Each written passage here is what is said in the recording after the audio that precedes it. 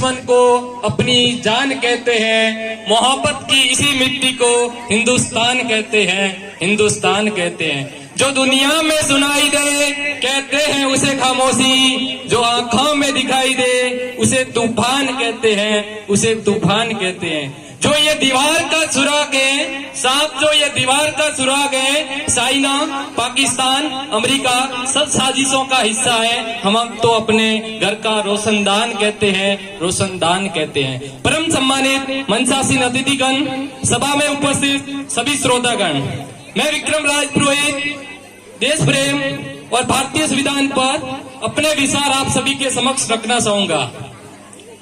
आजादी, आजादी का असली मतलब वही समझ सकता है जिसने कभी गुलामी की हो। हम तो बड़े ही सौभाग्यशाली हैं कि हमने एक स्वतंत्र भारत में जन्म लिया। यूं तो आजादी की लौ 1857 में चल चुकी थी, जो विशाल बनकर 1947 में हमको आजाद कर लाई। प्राचीन, मध्यकालीन और वर्तमान भारत के उदाहरणों से स्पष्ट करना चाहूंगा कि जब हम फिरंगियों के फेरे में फंस गए थे, तब रंग दे बसंती 16 की आवाज में टोलों के टोले उमड़ाते थे और उनके वंदे मातरम के नारों से खून में आने वाला 5-5 डिग्री का तूफान अंग्रेजी शासकों की जड़ों में तूफान ला देता था।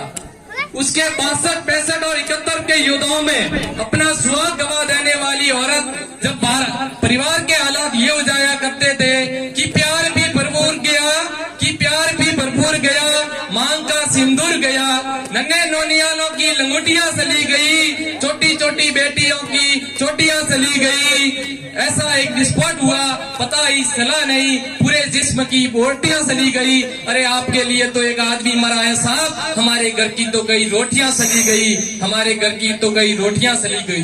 वाले हालात पैदा होने के बावजूद भी एक माँ अपने बेटे को सरहद पर दुश्मन की धज्जियां उड़ाने के लिए भेज देती है और उसका पत्र लिखकर भेजा करती है कि अम्मा ने खत लिखा है, कि अम्मा ने खत लिखा है, बड़े ही साव से पुत्र मेरे न घबरा जाना, 1 इंच भी पीछे न हटना, चाहे इंच इंच कट जाना, चाहे इंच इंच कट जाना।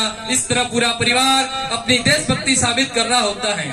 उसके बाद बात करता हूँ संविधान की, तो मैं पूछना चाहूंगा, जब बाबा साहेब डॉक्टर अम्बेडकर की सहमति के बाद में उन 22 चित्रों को संविधान में डाला गया था, जब संविधान के ओरिजिनल पेज नंबर 3 पर नंदी की तस्वीर बनी हुई है और संविधान के पेज नंबर 5 पर भगवान राम, लक्ष्मण, सीता और सुभाष चंद्र बोस, भगवान महावीर की तस्वीर बनी गई है, जब सबकी सहमति से सबके साइन हो गए और ये चित्र संविधान में डाले गए, तो वो कौन सी ताकतें थी जिन्होंने भारत के संविधान के साथ छेड़छाड़ी की।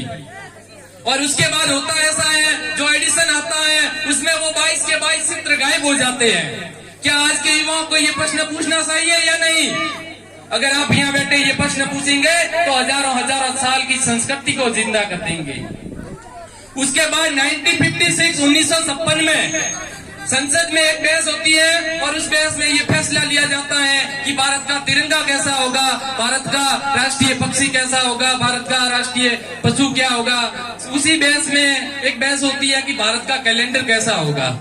तो सबकी सहमति से भारत का कैलेंडर सब शपथ से होगा, सबके साइन हो जाते हैं और सबकी सहमति हो जाती है। उसके बाद में 1958 में और वो कैलेंडर, उस जो संविधान आता है उसमें वो सबके भी नहीं आता है। तो भारत सरकार से ये मांग करनी चाहिए कि ओरिजिनल संविधान की प्रतिलिपि जो सेल पर रखनी चाहिए मार्केट में, ताकि हर एक भारतीय नागरिक को पता लगे कि बाबा साहेब अम्बेडकर द्वारा बनाया गया हमारा अद्भुत संविधान कैसा था।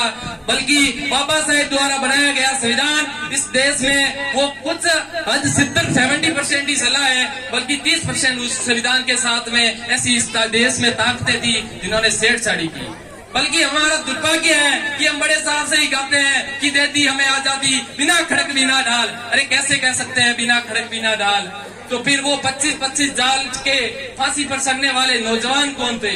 आपको पता होगा, हमारे पाठ्यक्रम में मुगल शासक जिनके हम सैकड़ों वर्षों तक गुलाम रहे थे, उनकी पीढ़ियों को बढ़ाया जाता है, मगर इस देश में वीर सावरकर जैसे भी देशभक्त हुआ करते थे, इस बात का किसी को जिक्र तक नहीं किया है। अरे जलती रही थी नारियां, अरे जलती रही थी नारियां, जोर में भेड़िए फिर भी मौन थे, हमें सिखाया गया अकबर मान तो फिर महाराणा प्रताप कौन थे। अरे चलती रही सड़कों पर लाशें, गांधी फिर भी मानते। हमें सिखाया गया कि गांधी के सरके से आजादी आई तो कोई 25-25 साल के फांसी पर चढ़ने वाले नौजवान कौन थे। अरे आज भी संग्रहालय में वो रस्सी संजो कर रखी गई है जिससे गांधी जी अपनी बकरी को बांधा करते थे। अरे कहाँ गई वो रस्सी जिस पर भगत सिंह, सुखदेव, राजगुरु हंसते हंसते झूले थे। हालात ये मुल्क देखकर रोया न गया, कोशिश करी हजार फिर भी मुंह ढक के सोया न गया। अरे कितने सड़े थे फांसी पर, कितनों ने गोलियां खाई थी। क्यों झूठ बोलते हो साहब की गांधी के सरके से आजादी आई थी। मैं मेरी वाणी को विराम देने के पूर्व 4 पंक्तियां मां भारती के सन्ना में अर्पित करूंगा। ये वंदन की धरती है, ये अभिनंदन की धरती है, ये अर्पण की भूमि है, ये तर्पण की भूमि है। यहाँ की नदी नदी गंगा है, यहाँ का कंकर कंकर शंकर है। हम मरेंगे तो इसी भारत के लिए और जिएंगे तो इसी भारत के लिए। अगर मरने के बाद हमारी अस्थियों को बहती गंगा में कोई कान लगाकर सुनेगा तो उनसे एक ही आवाज आएगी, भारत माता की जय। धन्यवाद।